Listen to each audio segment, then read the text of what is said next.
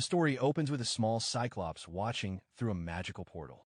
Below the portal, a group of monster hunters is locked in battle with a massive purple dragon, its enormous wings spreading wide as it resists their assault. The hunters move in coordination as they press their attack. Among them is Baiza, an A-rank shaman affiliated with Golden Hour, supporting the team while advancing steadily. Beside him is Rodish, also A-rank, a mage from Golden Hour, continuously maintaining offensive magic. At the front stands Kyunin, an S-rank magic swordsman from Golden Hour, directing the flow of battle with calm precision. Moving along the dragon's flank is Saki, an S-class third-rank swordsman from the Sword of the Savior, waiting patiently for the right moment. Yuki, a rank F adventurer with no job or affiliation, remains far behind, overwhelmed by the scene unfolding before him. Baiza and Rodish unleash a combined attack that forces the dragon's attention forward. As the creature is distracted by Kyunin's relentless pressure, Saki seizes the opening. She leaps into the air and activates her sword skill, releasing a flurry of precise strikes from every direction. The assault overwhelms the dragon completely, tearing through its defenses and bringing it down in an instant. The hunters stand before the fallen dragon with confidence. From a distance, Yuki watches in stunned silence, reflecting on the sheer gap between himself and adventurers of such caliber. As he recalls the state of the world, the past weighs heavily on his mind. Decades have passed since disasters known as dungeons began appearing, and adventurers emerged to challenge them. Despite humanity's efforts, the number of dungeons continues to grow.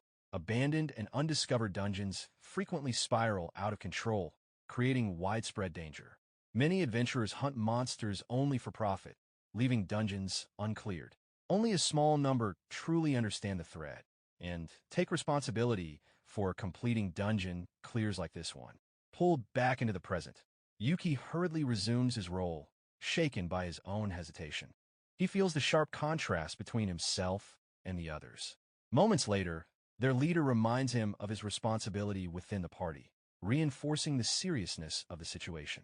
As Yuki moves forward, carrying his pack, he reflects on his shortcomings. Earlier, he lacked the awareness expected of an adventurer. Witnessing the power of elite adventurers firsthand had excited him too much. While it should have been a valuable learning experience, the gap between them feels overwhelming. He has no job, no mana to speak of, and no real standing among them. Still, he resolves that one day, he will become an adventurer like them. His thoughts are interrupted by a quiet reminder to stay focused. Yuki acknowledges it and continues on, memories resurfacing as he walks. 2 years ago, a dungeon outbreak caused the collapse of an entire district. Rescue efforts failed, casualties mounted, and survival became unlikely. Yuki and Saki, who grew up together in an orphanage, had once dreamed of becoming adventurers. When disaster struck, the dungeon outbreak destroyed their home and took everything from them. Returning fully to the present, Yuki clenches his fist, determined to prevent such tragedies from ever happening again. The Cyclops continues to observe him through the portal. Beside it, a white, long-haired beastman also watches silently, identifying Yuki as the final piece of their plan. Suddenly, Yuki senses something strange. Before he can react, a glowing red magical mandala appears beneath the party. Shock spreads instantly as the formation expands, covering the area around them. The magic activates, and in a flash, the entire group is transported elsewhere.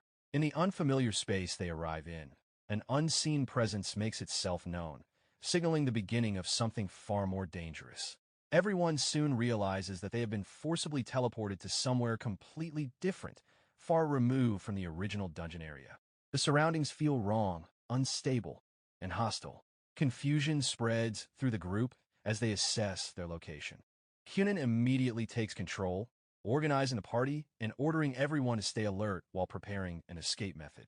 Saki draws her sword, sensing an approaching threat before it fully reveals itself. The ground beneath them suddenly begins to boil, transforming into molten lava. Heat floods the area as the environment itself turns lethal. At that moment, an old man with red eyes appears before them without warning. The pressure he exudes is overwhelming, and Saki instantly recognizes what he represents. The realization strikes the group with terror.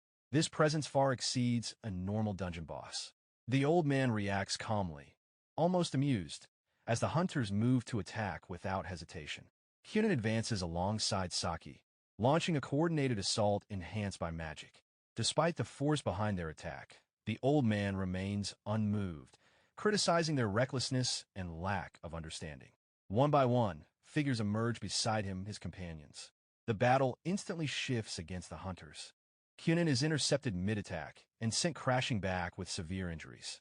Baiza is struck head-on by a powerful blow and hurled through the air. Rodish is flanked before she can react, overwhelmed by the sudden appearance of another enemy. It becomes clear that the hunters are completely outmatched.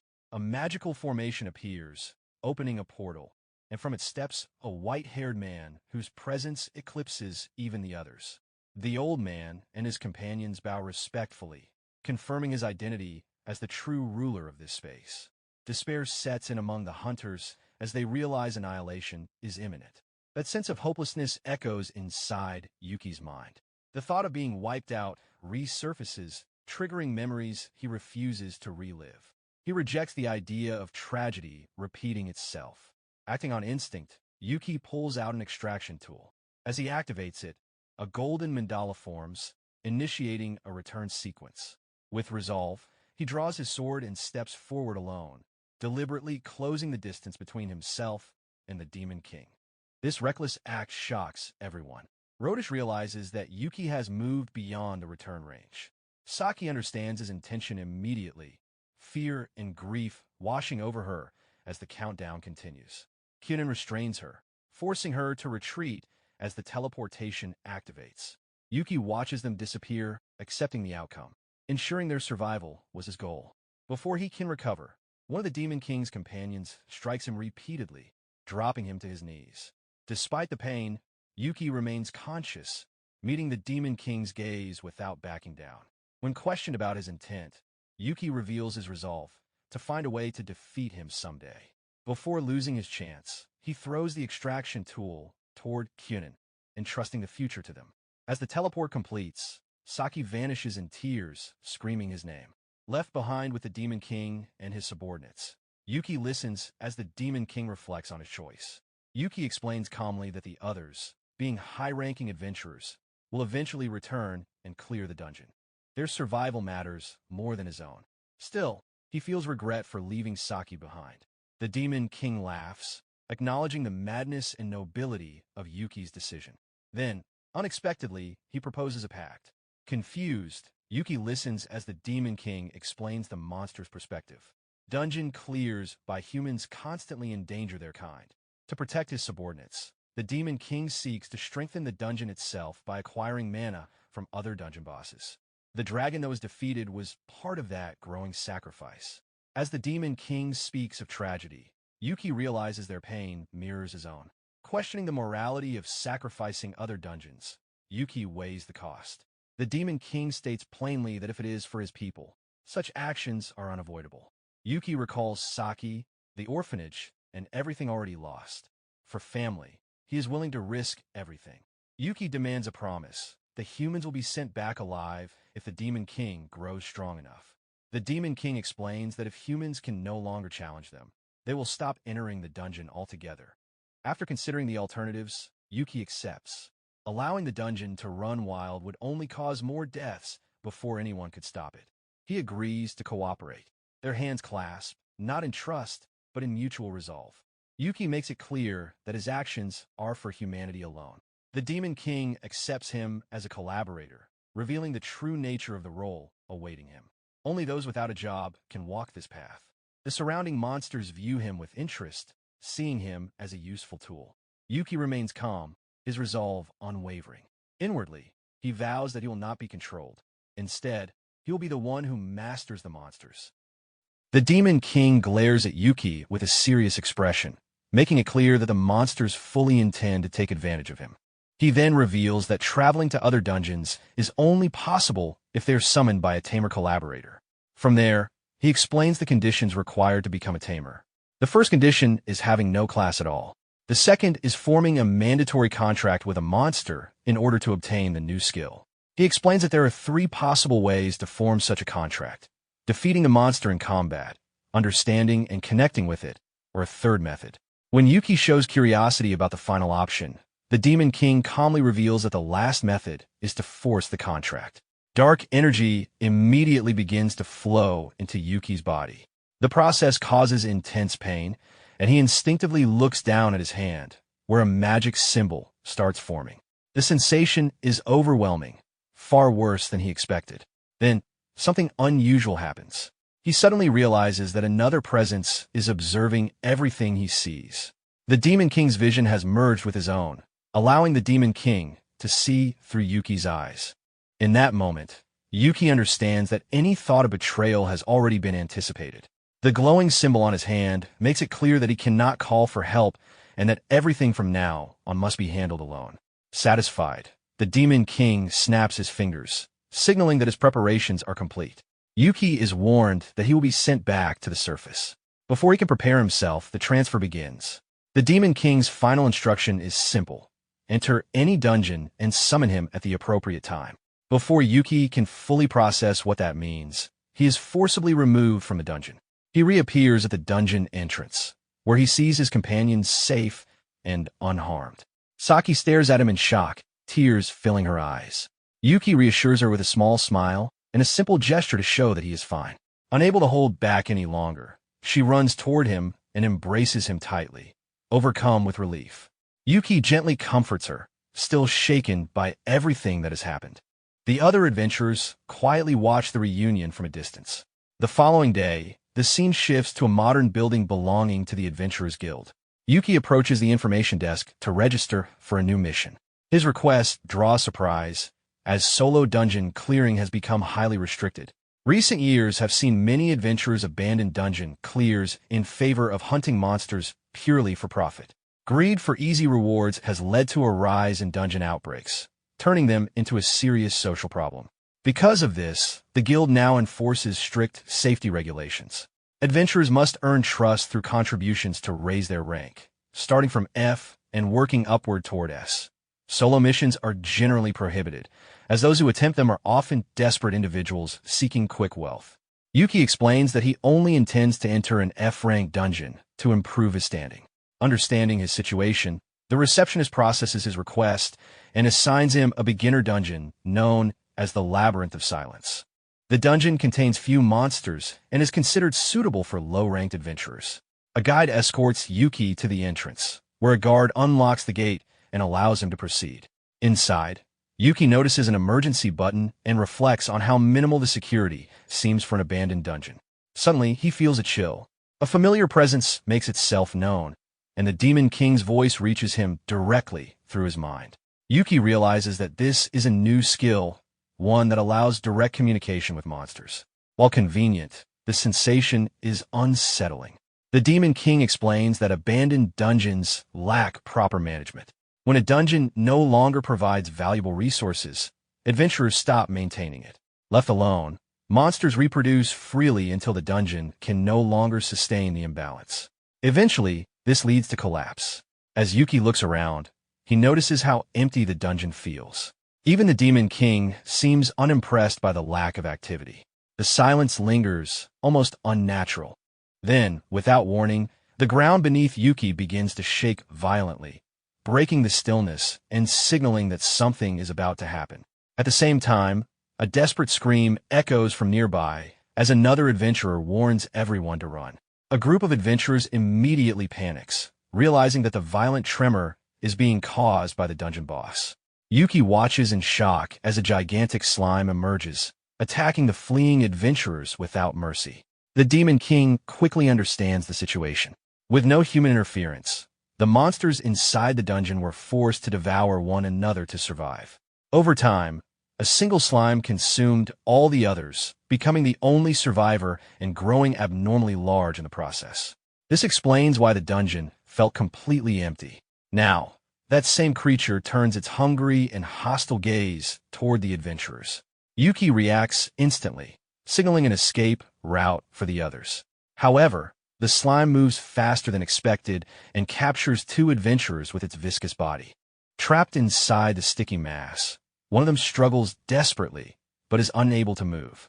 She loses her footing and is dragged fully inside the slime's body. Yuki watches helplessly as she is completely submerged in the green substance, unable to breathe or call for help. Realizing how dire the situation is, Yuki asks the Demon King whether she can be saved. The response makes it clear that, under normal circumstances, it would be impossible. Time is running out, and the girl continues to suffocate inside the monster. Yuki understands that hesitation will only lead to her death. An idea suddenly forms in his mind. Without wasting another second, he charges straight toward the giant slime. Ignoring the danger, he dives headfirst into the creature's body. Observing this, the Demon King finds the situation amusing, noting that things have finally become interesting. Inside the slime, Yuki forces his way through the dense mass and reaches the unconscious girl. He holds her tightly, shielding her as best as he can. The mark on his hand begins to glow, and he realizes that the moment to summon the Demon King has arrived. Gathering everything he has, he activates the summon while holding the girl close. A violent surge of energy erupts. A summoning circle forms, covered in red symbols, and a massive presence manifests. The Demon King appears only partially, allowing himself to be used. The summoning succeeds, and a giant slime begins to dissolve from within. Once the monster collapses, Yuki is thrown out and crashes to the ground, coughing up a strange liquid. His body feels as though it is burning from the inside, overwhelmed by the power he invoked. The Demon King warns him not to break down yet, stating that even a fraction of his power is enough to end the fight. Together, they unleash a devastating attack. A sphere of condensed purple energy slams into the ground, causing a massive explosion that completely annihilates the slime. When the dust settles, only remnants float in the air. Yuki stares at the aftermath, realizing that the attack was not merely meant to defeat the enemy, but to demonstrate overwhelming force. The girl he saved watches in terror, while another adventurer looks on in disbelief. Noticing Yuki's severe injuries, they rush to carry him out of the dungeon. Confusion overtakes him as his strength fades. His vision blurs, his legs give out, and he collapses, losing consciousness. A few days later, the scene shifts to a vast red hall within the dungeon of the Infinite Abyss. Yuki examines his new E-rank license, realizing he advanced while unconscious in the hospital. He recalls how the adventurers, despite their fear, carried him to safety. The Demon King appears calmly, holding a glass of wine, and questions Yuki's gloomy expression. Yuki reflects on the fact that he had only managed to summon a small portion of the Demon King's power. The Demon King explains that what mattered was Yuki's decision not to abandon the life in front of him. He acknowledges Yuki's resolve and offers praise for recognizing another path when most would hesitate. Yuki accepts the gesture, but the Demon King warns him that constantly pushing himself to the brink is dangerous. Instead, he introduces another option. An undead maid named Elvina appears, formally presenting herself as Yuki's servant. Yuki observes that she seems calm and approachable, though her playful remarks quickly catch him off guard. The Demon King assures him that she is more than capable, even stronger than Yuki himself. Elvina expresses her desire to be an easy companion to work with. The plan is simple. Yuki must grow stronger before attempting another summoning of the Demon King. To demonstrate her strength, Elvina effortlessly defeats powerful fire monsters with a single punch. Yuki is left stunned by the display. The dungeon they are in is an E-rank training area, yet her power far exceeds what he expected. As they continue, Yuki is reminded of his days at the orphanage, recalling a child who used to boast in a similar way. The nostalgia is brief, interrupted by a sudden surge of growth as level-ups continue without stopping. Elvina explains that, unlike the Demon King, she can remain summoned for long periods with minimal strain. The mana cost of summoning the Demon King was simply too great. Yuki realizes that summoning is not just about raw power, but efficiency. Reaching the boss room, he wonders how they will open the massive door. Without hesitation, Elvina steps forward and smashes it open with a single kick. Inside, a knight clad in flames rises to face them. The enemy immediately attacks, wielding a sword engulfed in an unusual fire. Yuki notices something strange about the flames and rushes forward instinctively, but Elvina blocks the strike with ease. She explains that the flames are sacred, a natural enemy to undead beings like herself. Despite that, she remains composed, even joking about her condition. Yuki realizes that the path ahead will not be simple, but with careful choices, strength, and resolve, he may be able to survive what awaits him. Faced with the situation, the knight in shining armor prepares a skill and activates a sanctuary formed by a fire circle, trapping everyone inside a ring of flames. Alina quickly realizes that the boss has no intention of letting them escape and compares his presence to the powerful lordly bear. Our MC briefly considers summoning the Demon King to escape, but the maid reminds him that with his current power, she is the only one he can summon. With no other option available, he accepts that they must handle the situation on their own. The servant finds his attitude somewhat harsh and questions whether a tamer truly intends to stand at the front while his monster fights. He calmly confirms his intent, treating them as equal partners rather than master and subordinate. The maid acknowledges this and accepts their partnership. She suggests that they stay close and takes a combat stance, preparing for the battle ahead. RMC also steadies himself, determined to demonstrate the results of his recent level-ups. The servant resolves to do whatever is necessary to secure victory. Together, they face the Fire Knight as the battle begins. RMC recalls that leveling up should have granted him a new ability. He activates it, causing his eye to glow as the demonic Eye of Truth takes effect. Through this skill, he learns that the dungeon boss uses sacred fire, an element particularly effective against dark attributes. Realizing the danger this poses to his servant, he urges her to act quickly. The knight immediately counters, but the warning signs provided by the skill allow both of them to evade the sacred flames. RMC pulls his servant away in time, ensuring she avoids injury. He explains that his new ability allows him to perceive enemy attributes, skills, and danger levels. His glowing eye reflects the power he awakened during the battle. Elvina recognizes this as one of the foundational abilities of monster tamers. Although the skill provides valuable insight, it does not reveal everything. Even so, the maid believes this advantage gives them a chance to win and rushes forward to continue the fight. With her master guiding her movements, she attacks confidently and lands a direct hit. However, the knight shows no sign of damage. RMC quickly realizes that her attacks are not reaching the true enemy. Using his ability again, he discovers that the armored knight is merely a shell. Inside the armor, a small fire monster controls the movements, narrowly dodging her strikes. With this understanding, they adjust their approach. As the Fire Knight prepares another attack, our MC issues precise instructions, guiding the servant's movements step by step. His glowing eye tracks the enemy's actions carefully. At the right moment, she strikes the knight's shoulder, then follows up with a kick to the helmet. This time, the armored figure stumbles, marking the first clear reaction to her attacks. Encouraged, our MC continues, pushing his ability further, knowing the plan is close to succeeding. Just as he prepares to give the next command, an explosion erupts. He shields Elvina from the blast and takes the impact himself. Despite being injured, he reassures her that he can continue fighting. Recognizing the urgency of the situation, the servant requests that he activate her special ability. Though unfamiliar with it at first, he quickly understands its nature. The skill temporarily boosts all of her attributes, but can only be used once and requires precise timing. Trusting his judgment, the maid places her faith in him, confident he will choose the right moment. Danger signs surround the knight from every direction. Following his guidance, the servant dodges continuously while maintaining pressure, then abruptly halts to mislead the enemy. The Fire Knight responds with a powerful strike. The explosion sends our MC crashing to the ground, leaving him badly injured. Even so, he forces himself to stand and continues directing the fight. At the decisive moment, he activates her skill.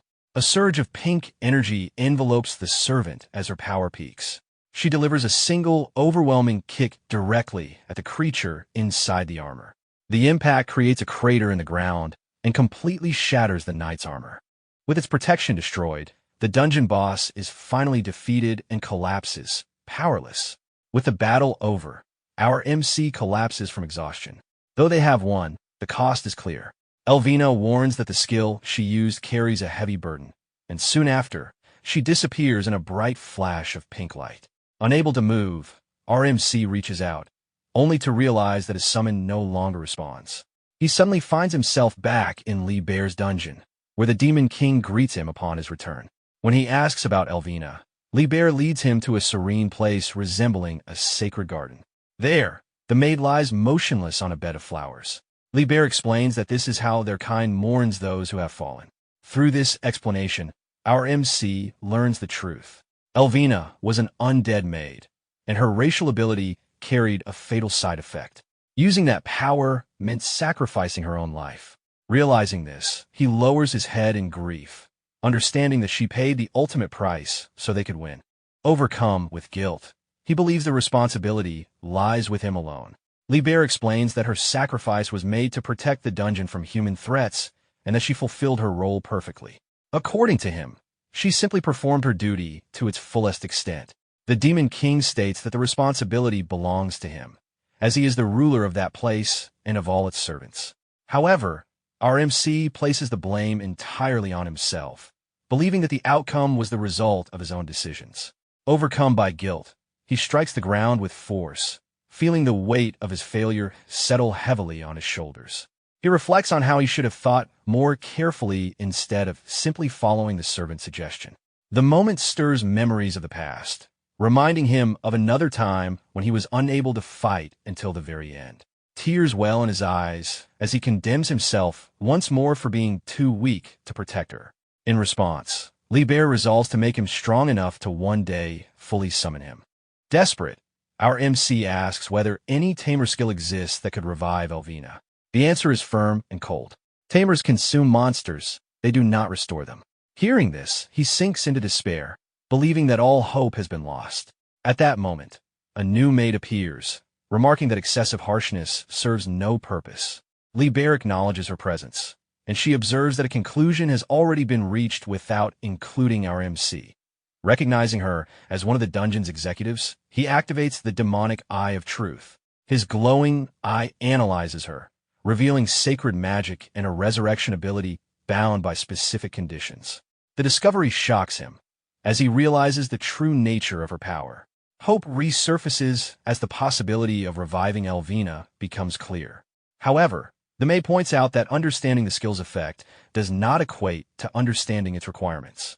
Libel recognizes this limitation and instructs her to explain everything in detail. She formally introduces herself as Mai, the head maid of the dungeon, responsible for maintenance, backups, and resurrection protocols.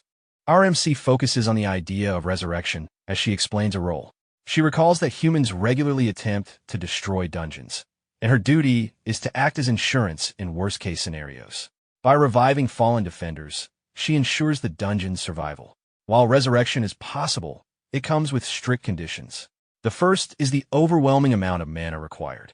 As an example, reviving human would demand mana equivalent to constructing an entire floor of the dungeon. Applying this logic to Elvina, he realizes the cost would dramatically reduce the dungeon itself.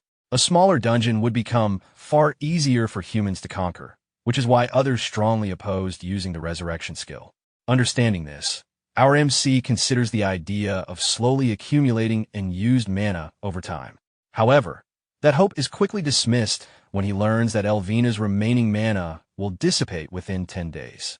This means the required mana must be obtained elsewhere, and quickly. Mai proposes a solution, conquering another dungeon. Not just any dungeon, but one far larger than those they have dealt with so far. Our MC understands that clearing dungeons would allow them to seize the necessary mana for resurrection. Libel confirms that this is indeed part of the objective, though the dungeons cleared so far are insufficient. When questioned about the scale required, Mai admits she does not measure power in human rankings. She recalls that when the idea of targeting a massive dungeon was first raised, it was dismissed as suicidal. Libel reinforces this concern, stating that they cannot risk exposing such a crucial individual to mortal danger again. In response, our MC clenches his fist and requests permission to undertake the mission alone. Libel calls the plan reckless, questioning whether he has any strategy at all, warning that without preparation, the outcome would mirror Elvina's fate. Our MC admits the risk and acknowledges that he has no clear method to grow stronger or secure victory. Even so, he insists that if this is the only way to save her, he cannot choose another path. He reminds Libel that before anything else, he made a pact with him. The Demon King agrees, though hesitation remains evident. Suddenly, blood drips from the Demon King and falls onto the grass of the sacred garden. The blood gathers and takes form, shaping itself into a butler. The figure declares that if this is the chosen course, then he will personally resolve the problem. The man in the suit finishes his statement, making it clear that he will personally train RMC. RMC recognizes the butler and recalls that he was the one who fought Saki earlier. He remembers Mei addressing him as Vento and also recalls that he was among those who supported the idea of conquest. However, Vento warns that, given the boy's current level, sacrifices will be unavoidable. Faced with everyone's resolve, Libel finally agrees to the decision.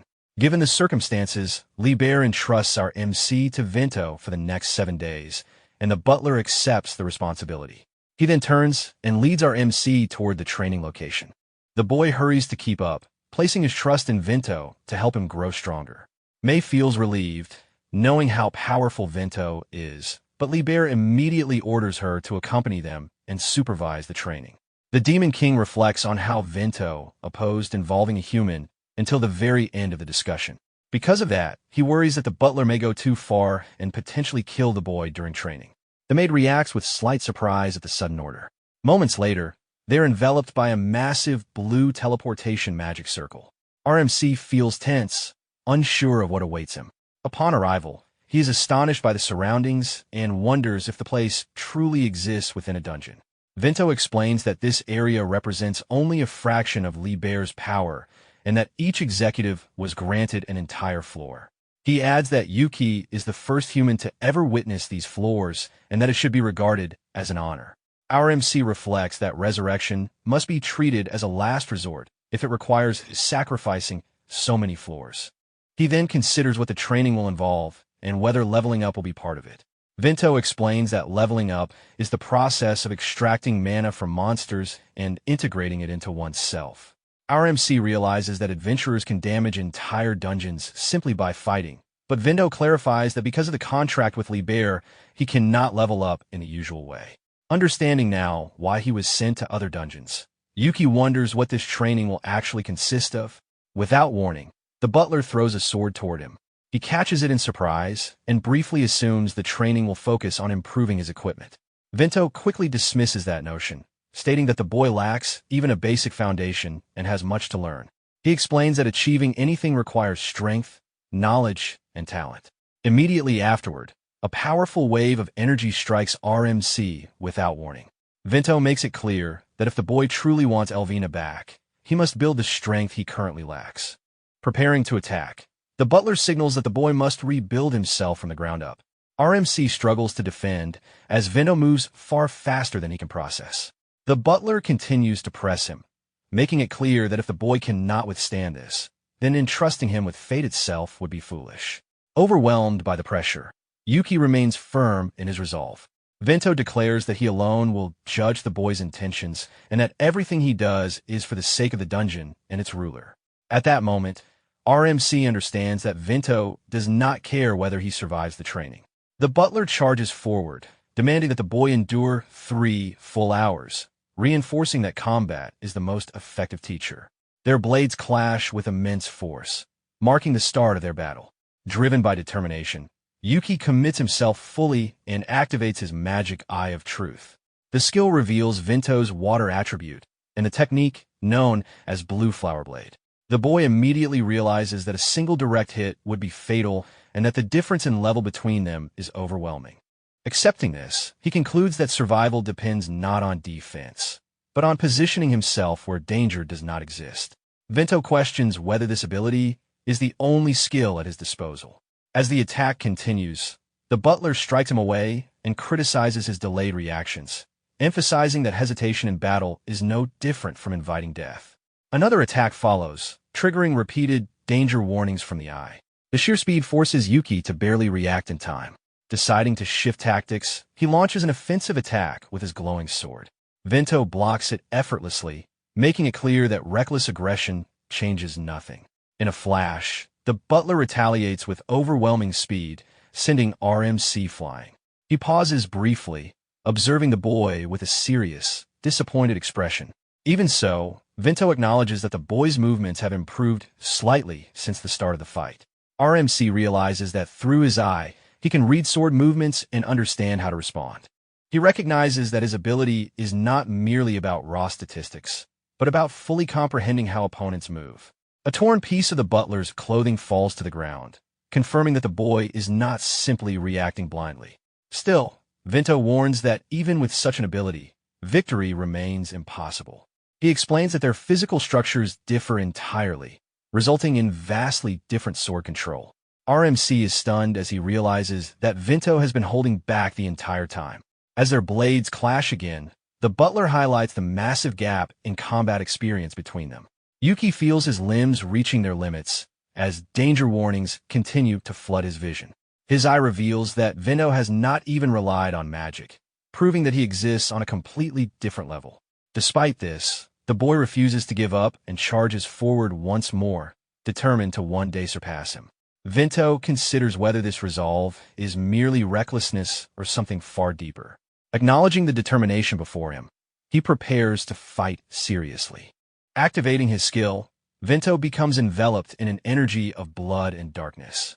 RMC is overwhelmed as his vision floods with danger alerts, rendering him unable to see clearly. In that moment, he realizes that survival does not depend on warnings, but on understanding the ability itself. Shifting his focus, he abandons the alerts and concentrates entirely on extracting usable information. Pouring all of his power into his eye, he forces it to reveal the nature of the technique. The skill is exposed as one that transforms blood into blades, directing them toward the target. The butler launches his powerful technique, Bloodflower Blade, to test him. As his eye glows intensely, our MC braces himself for the impact. The attack detonates directly on him, filling the area with smoke and debris. For a moment, the butler remains still, observing the aftermath of his strike. He then approaches the fallen body with a stern expression. Suddenly, our MC awakens in a luxurious bed, disoriented and confused. Vento sits nearby, calmly noting that he has finally woken from his forced rest. Rising from his chair, the butler picks up a book and signals for the boy to follow him, stating that the next phase of training is about to begin. Yuki still remembers the moment the attack landed and had believed it was the end. He wonders about his injuries and learns that I intervened before his death, restoring him at the last moment. Vento remarks that although crude, the boy attempted to replicate his technique using the magic eye just before losing consciousness.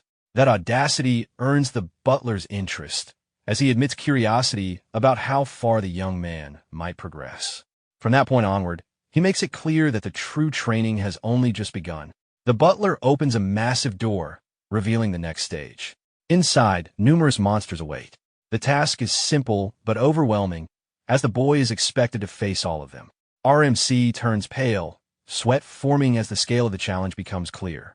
Vento acknowledges the numbers, but demands that the boy deal with it and prove his worth. Though shaken, Yuki steels himself, already accustomed to facing situations where survival is uncertain. The scene shifts, and our MC is now dressed as a butler, confused by the situation. He soon realizes he is serving tea in a hall filled with monsters, including one with a bat flying nearby. Vento explains that an elite swordsman eliminates waste in all actions, and that a butler's discipline allows no unnecessary movement. Through this role, the boy must learn to control his body while simultaneously sharpening his eye. Activating his skill, RMC learns that abilities develop through consistent use. Several monsters attend the gathering, and his task is to understand each one's intent and desires. Accepting the challenge, he begins by carefully observing their movements. Vento demonstrates how to serve tea with flawless precision, every action deliberate and efficient. The display ends with perfect posture and absolute control. Attempting to imitate the demonstration, our MC quickly loses balance, dropping an entire stack of plates and shattering them across the floor. As he cleans the mess, he realizes that observation alone is not enough. Simply copying movements does not work. He must adapt everything to suit his own body and instincts. By the second day, he appears calmer. One of the monsters confronts him directly, knocking him aside and testing his resolve. The sudden assault forces the boy to adapt quickly. Lacking stamina, he compensates by relying heavily on his eye, entering combat with full focus. Through the exchange, he gains practical experience, learning far more from direct confrontation than from observation alone. By the fourth day, he encounters a cold-blooded lizard monster. His eye reveals that the creature is suffering from a chill condition. From this, he understands that success requires analysis, prediction, and proper response rather than brute force. Through careful interaction, he learns that monsters differ greatly from humans, each driven by unique needs. Serving the creature properly, he begins to grasp the true purpose of this training and why Vinto chose this method. On the sixth day, he encounters a small bat monster suffering from hunger. Attempting to help by predicting its needs, he is caught off guard when the creature feeds directly on his blood, revealing a vampiric ability. The incident reinforces the importance of caution and adaptability, even when intentions are correct. By the seventh and final day, our MC serves tea with steady hands and composed confidence. His movements are efficient, precise, and calm. The cup is placed flawlessly, reflecting everything he has learned over the past week. As he awaits judgment, Vinto evaluates the result, acknowledging that while some elements remain subjective, the boy's composure and execution meet the standard. Reflecting on the past 7 days, our MC realizes the training was a relentless cycle of combat and service. Despite everything, he endured it all and emerged changed. At the final moment, he manages to complete the intense training he has endured. However, Viento immediately stops him, warning that everything truly begins from this point onward. Without hesitation, the butler activates his Bloodflower Blady skill and prepares to strike. The sudden display shocks the young man, making it clear that the true final battle of the training has begun. Viento observes calmly, explaining that the boy can now activate his eye instantly, something he himself once imitated. He emphasizes that imitation alone is not enough, and that the skill must be transformed into something personal to secure victory. With a stern presence, the butler makes it clear that failure here will lead only to defeat. The young man remains unfazed, fully aware that failing now would mean he deserves the outcome. His eye glows as he begins analyzing his master's movements. Viento meets his gaze with red eyes, prepared for the final clash of the training. Through his perception, the technique becomes clearer than ever, revealing the process of turning blood into a blade.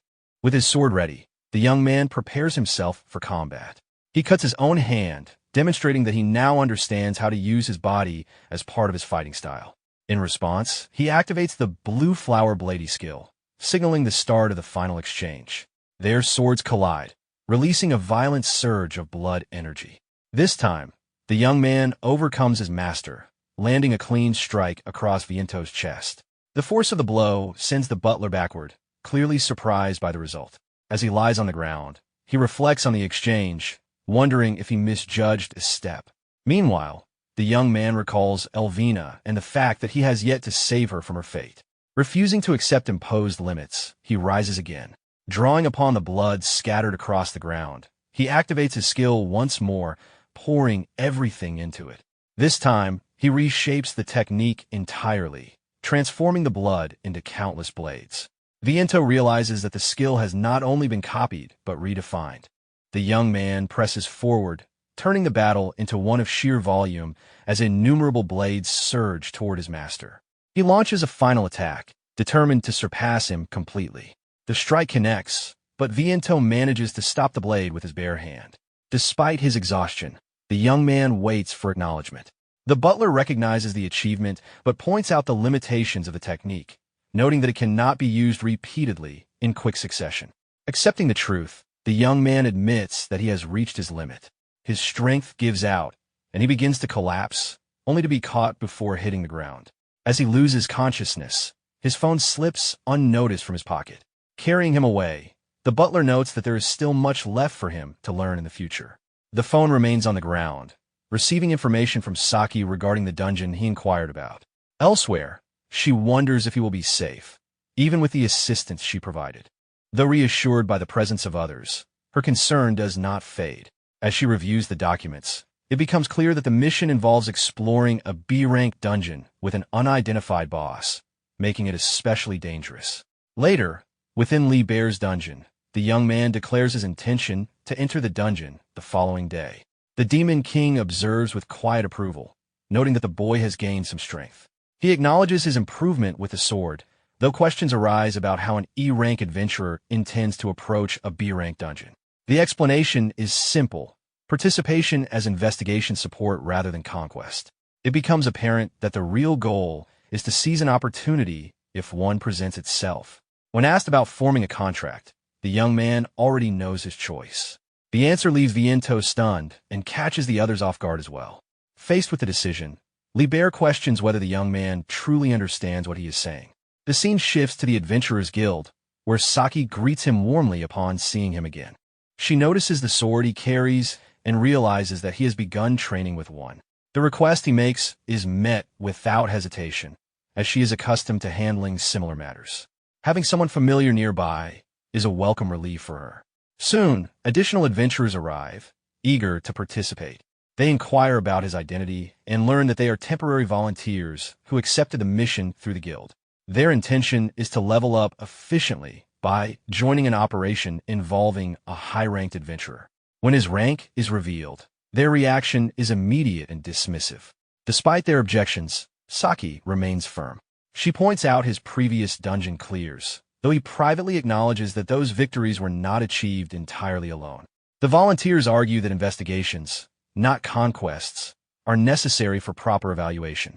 Frustration grows among them, as expectations of an easy advancement begin to crumble. Saki corrects their misunderstanding, reminding them that the mission is strictly an investigation. With that clarified, she begins outlining the true objective of the mission, which centers entirely on the dungeon itself. From there, the group enters the sealed Cave of Desires, a B-rank dungeon. As they proceed, Saki provides an explanation of how dungeon ranks are determined, noting that they are almost always judged by the level of the boss. Stronger bosses result in more complex first floors and a greater number of total floors. As they move deeper, monsters begin emerging along the path and attacking the group. Questions arise about how the threat level can be determined when the boss itself cannot be found. The explanation is that the boss cannot be located on any floor, regardless of how thoroughly they search.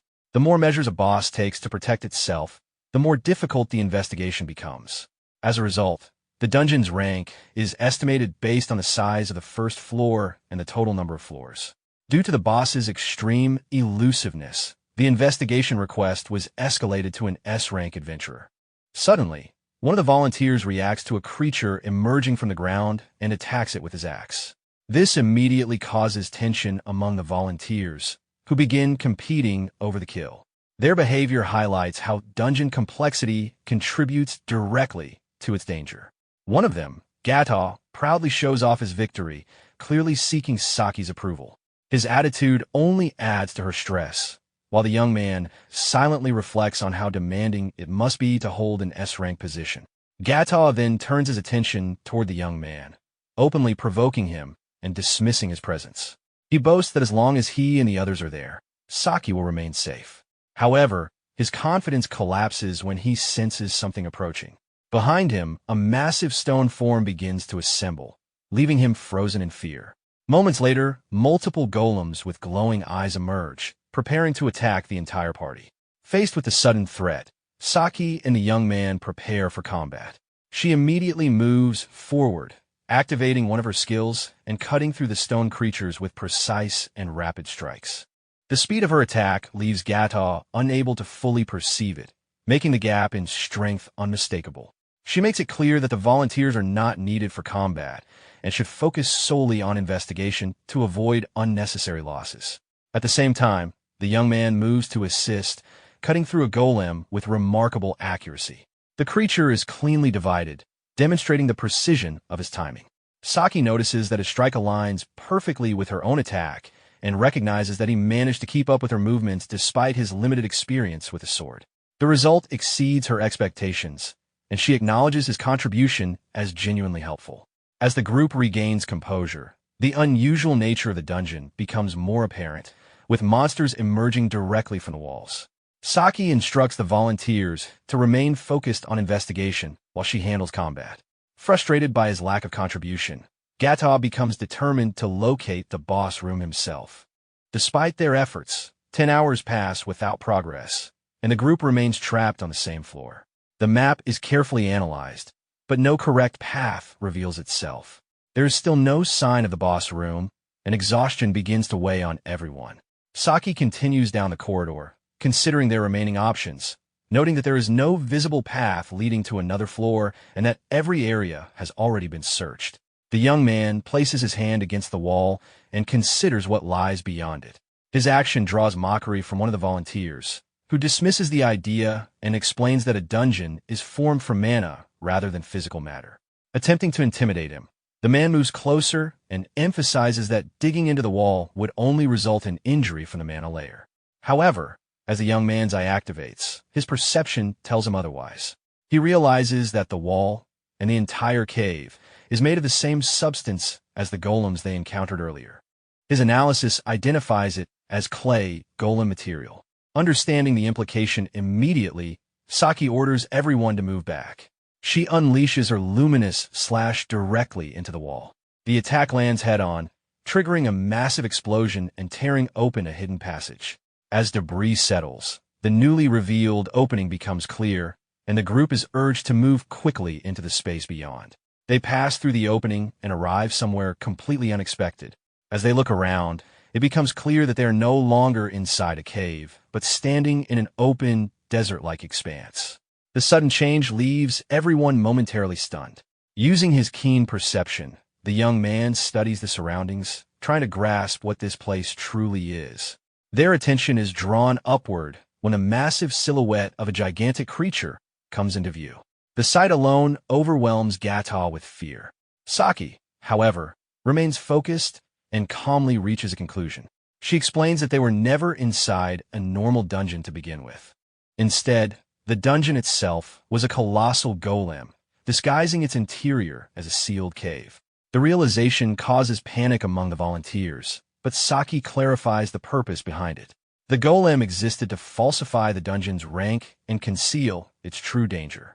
The young man understands immediately that this open desert is the real first floor, meaning the dungeon's actual rank is far higher than originally believed. Saki activates a device and shares the data she uncovered. According to the information, this is not a B-rank dungeon at all, but an enormous A-rank dungeon, already nearing the threshold of S-rank classification.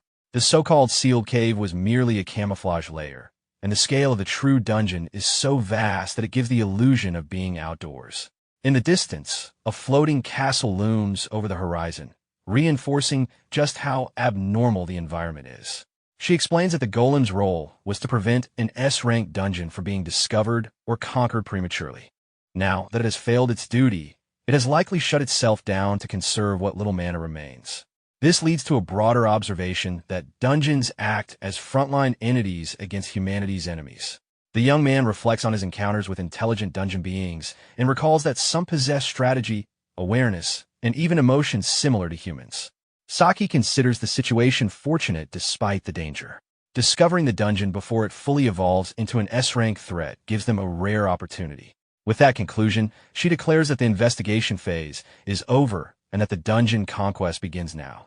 She instructs the volunteers to retreat and report back to the guild, noting that the exit is close. The young man refuses to leave. He makes it clear that he intends to fight alongside her. Saki turns to him, questioning his resolve, but sees unwavering determination reflected in his eyes. She agrees, explaining that if things turn disastrous, someone must carry the boss information back. She decides that he is the most suitable choice for that responsibility. Her expression hardens as she grabs him firmly, making it clear that this time they will return alive together. He accepts without hesitation. Thoughts of his past surface, his lost family, and the tragedy at the orphanage, strengthening his resolve. As the mark on his hand reacts, he silently vows that he will not allow anyone else to die in front of him. Without delay, Saki lifts him and activates her movement skill. With explosive speed, they shoot forward, kicking up clouds of dust. Behind them, Gata struggles to keep up, complaining about the chaos but refusing to retreat. On the ground, a strangely glowing stone appears to guide their path. Following the shortest route, they head straight toward the floating castle. Saki clears the way with overwhelming force, shattering obstacles effortlessly. They soon arrive inside a massive hall and land safely, surrounded by wings of light fading away. The density of mana immediately stands out, leading Saki to wonder if this is already the lowest floor. The space ahead opens into a vast throne room filled with towering golden crystals. From the ceiling, a humanoid figure made entirely of crystal appears, hanging upside down. Her gaze locks onto them, and the young man immediately recognizes her as the dungeon boss. She reveals herself as a jewel golem, declaring her ambition to become the most beautiful demon king. Saki realizes that the boss had been quietly gathering mana over time, and the golem confirms that she has been refining herself to evolve. The jewel golem initiates combat, activating her cutting technique and advancing without hesitation. The young man immediately analyzes the situation using his ability, allowing both of them to evade the initial assault. He notes that her attack speed is deadly and would have been fatal if it connected, but compared to his training against Viento, her movements feel almost static. The boss boasts about the durability of her body, claiming it surpasses even the golems they faced earlier. He acknowledges this, but focuses on creating a single opening. With precise timing, he intercepts her attack just long enough for Saki to move in. Understanding his intent instantly, Saki unleashes her luminous slash once more. The strike lands cleanly, cracking the jewel golem's blade and leaving visible damage. The boss reacts with surprise, clearly unaccustomed to being harmed. Saki presses the advantage, demonstrating that while the body may be hard, it is not indestructible. As the battle continues, the young man observes from the side, struck by how overwhelming an S-rank adventurer's combat ability truly is, even while injured. The jewel golem reacts to the pain but remains composed, which makes Saki uneasy. Sensing that the boss is far from finished, she prepares for whatever comes next.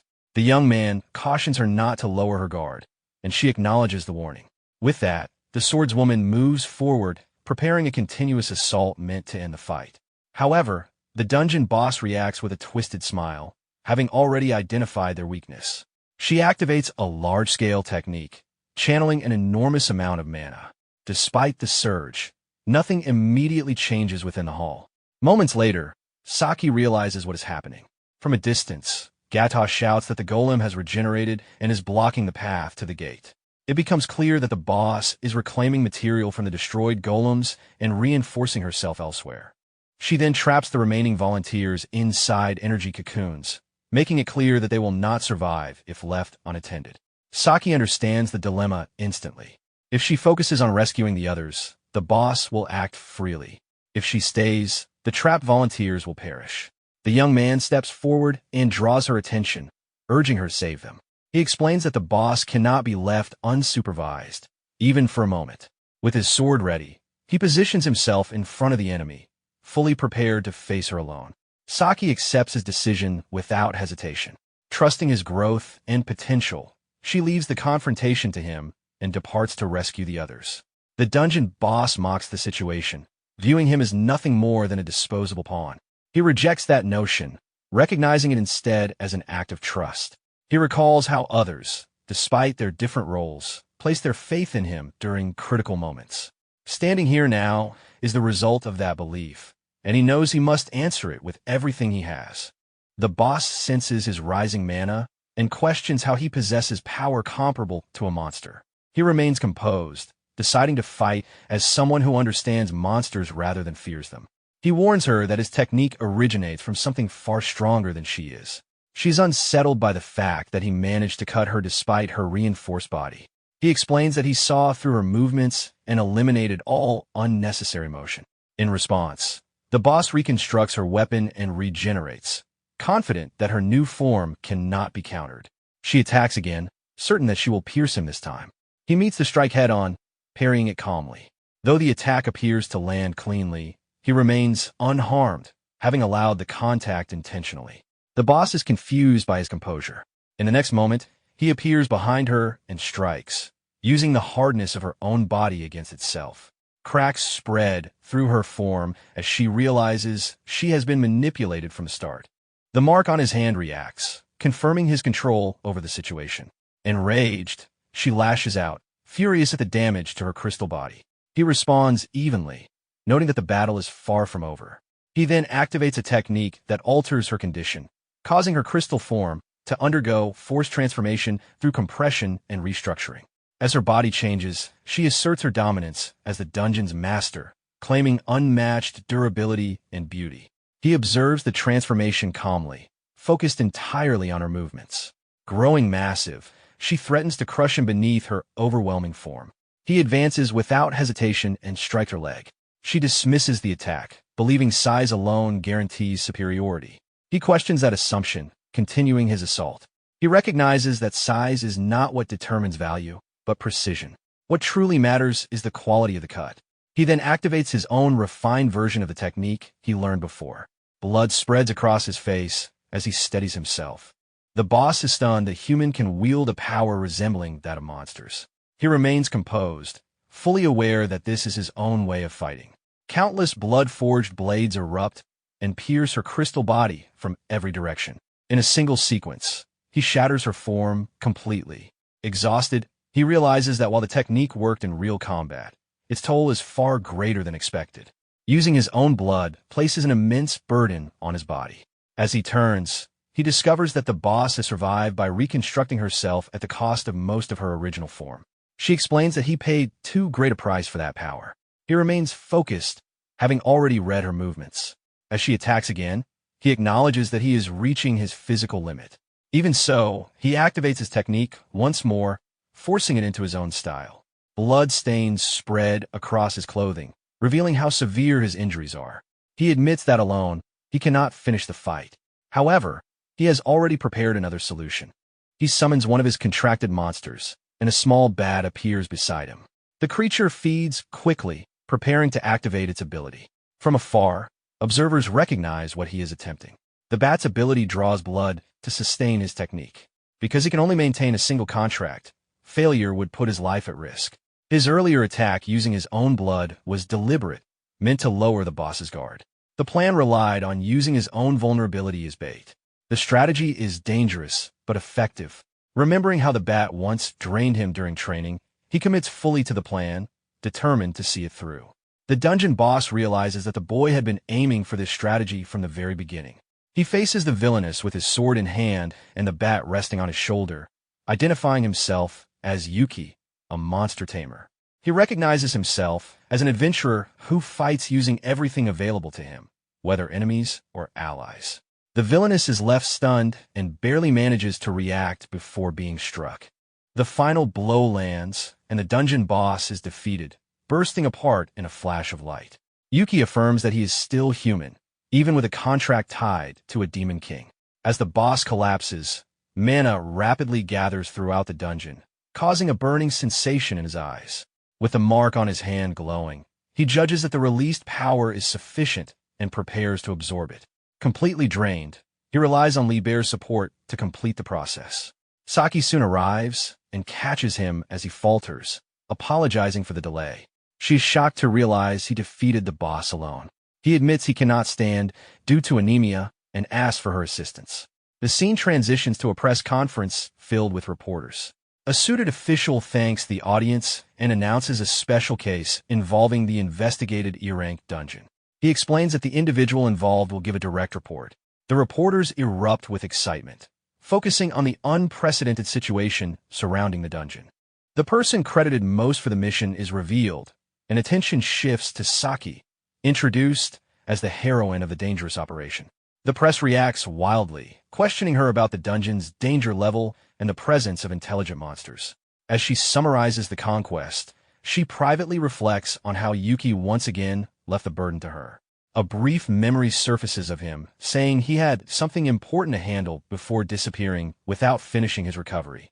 She wonders what could have been important enough to leave so abruptly. Back within Libel's domain, Yuki rushes to inquire about the resurrection ritual. Mai responds that the final stage is being completed. Libel warns him to look away, as the magic could overwhelm his eyes, but he admits he can feel the immense energy regardless. Mai activates the ritual while holding a music box, declaring that Elvina's rest has ended. Light fills the chamber, and Elvina awakens. Relieved, Yuki rushes to her side, confirming her revival. She's confused by his presence and briefly wonders about his fate before realizing she was the one brought back. Mai admits she feared Elvina's sacrifice had been in vain. Yuki exhales in relief, grateful that everything succeeded. Libel interrupts, reminding them of their duties and ordering them to prepare. New attire is presented, and Yuki is impressed by its quality. Viento remarks that he will be the centerpiece of what follows.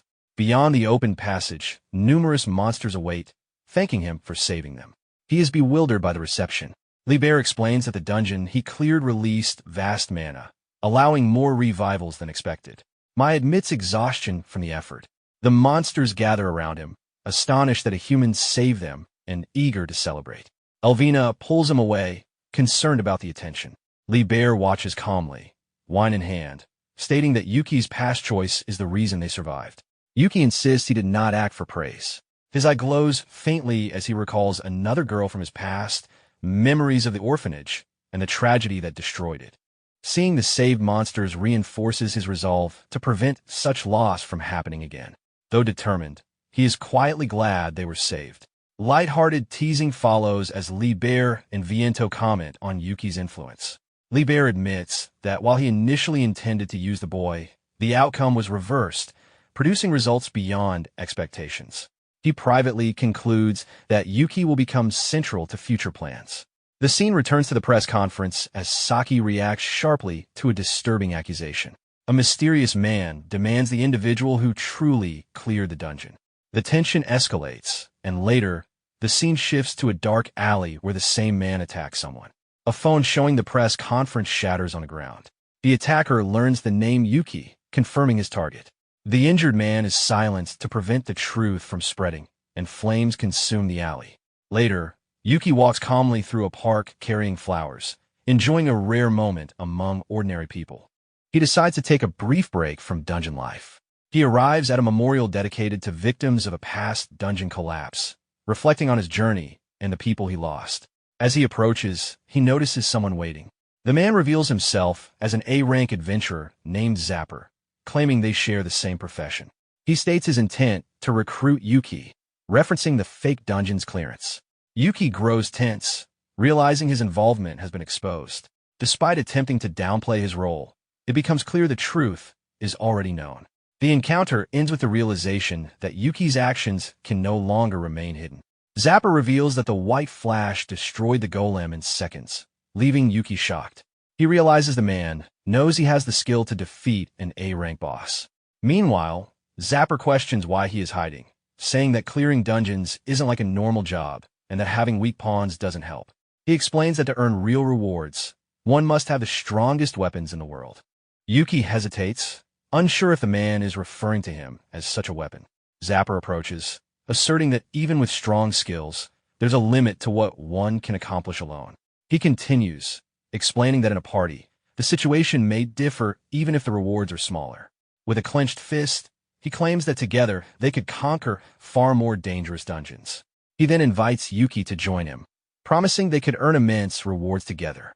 Yuki thanks Zapper for valuing him in such a strange way, but politely refuses, stating that his goal isn't to make money from dungeons. Unfazed, the man in the hood remarks that rejection doesn't bother him and hints at another approach. A red magic circle appears, and Zapper warns that it's time to use brute force. Yuki is stunned as the magic activates in the city park. Zapper attacks with a fire hammer, sending Yuki flying and igniting the bouette he was carrying.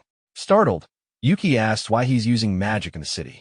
Zapper smiles, saying that dodging his attack makes him even more valuable to the group. Yuki yells for him to stop, citing the sacred nature of the park. The villain shrugs, admitting surface-level magic is illegal, but warning that refusing him would be far worse. He attacks again with stone chains, trapping Yuki. Despite being immobilized, Yuki activates an ice prison, freezing the villain's hand. Zapper comments that Yuki is his opposite, designed for dungeon clearing, and throws him to the ground, threatening to follow him into every dungeon to attack repeatedly. He boasts that even calling the guild or S ranks won't stop him, claiming that as a skilled killer, no one can oppose him. Yuki feels powerless, and Zapper departs, promising to return. Far away, Libel watches and glares at Zapper, irritated by his audacity in attempting to steal his pawn. He mutters, "That was very rude." The scene shifts to Yuki at the monster base with Mai. He begins planning his next move. Viento questions why he hasn't brought his sword. Yuki explains it's his day off in the city and admits that even with his weapon, he would have struggled against Zapper's magic. Libel reminds him that as a monster tamer, he has other options. Following the Demon King's advice, Yuki summons a creature skilled in magic. An elf named Makinamura appears, complaining she was in the middle of important research. Yuki notes that no one understands magic better than her. Libel instructs her to study the abyss, but she seems reluctant. Makina explains she is Vince's best disciple, but dislikes the old man, having never attended tea parties or similar events with the other monsters. She is over 1,000 years old, 1,499 to be exact, and Yuki is shocked by the scale. Determined, she vows to make Vento's disciple even stronger than the master. Makina fantasizes about a forbidden love, but Yuki interrupts and asks her to teach him magic. She agrees, finding the idea fun and noting that developing magic requires stimulation. Entering a giant library, Yuki is shocked at the sheer number of books on magic. Makina declares him disciple number 1 and asserts that he does not yet understand real magic. She begins the lesson with the question, what's the difference between magic and skills? Yuki considers this carefully. Makina explains that skills are personal abilities, while magic is universal. Skills fall into 3 categories: those obtained through a profession, those inherent to a race, and those derived from master techniques. Each depends on unique talents, making some impossible to copy. Yuki recalls using the bloodflower blade in his own style and agrees, realizing magic must be the complete opposite. Makina confirms, explaining that magic with identical power yields the same results for anyone. She demonstrates this with a glowing finger, defining real magic as a universal law, absolute for all. Yuki, excited, asks why not everyone uses magic. Makina answers that magic is difficult, not because of mana, but because original spells require incantations the size of entire books. Yuki recalls Zapper's short spell that trapped him, noting the contrast. Makina explains that understanding the spell allows flexibility and that tools, magic circles, or internal recitation can simplify casting. She demonstrates incantation emission by summoning a fire hammer with minimal effort, explaining that the result depends on comprehension. Yuki realizes that even if a spell appears identical, results vary by user. Makina shows that one can cast partially and complete the rest later, and Yuki finally understands magic isn't just memorization. She hands him a book, warning that memorization alone limits him. A spell is a command. Without understanding, new magic cannot be created. Yuki compares it to learning a new language, noting he already struggles with calculus. Makina acknowledges human limitations and uses a spell called Live in the library, creating a massive magic circle. Yuki tenses as he is transported to a fiery world, asking where he is. Makina explains it simulates the book's content so he can experience it, effectively a virtual dungeon where he will learn everything. Confident, Yuki grips his sword, ready to fight. Suddenly, countless enemies appear. Makina warns him that today he must study all attributes and basic transformations. Facing 2 giant snakes, Yuki asks if she intends to cover everything. She smiles and challenges him not to say it's impossible. A dark creature charges at full speed. Yuki responds confidently with a loud, simple no, unleashing a powerful blue sword attack. Makina watches, satisfied and slightly surprised, as Yuki declares with glowing eyes that he will finish everything in an instant.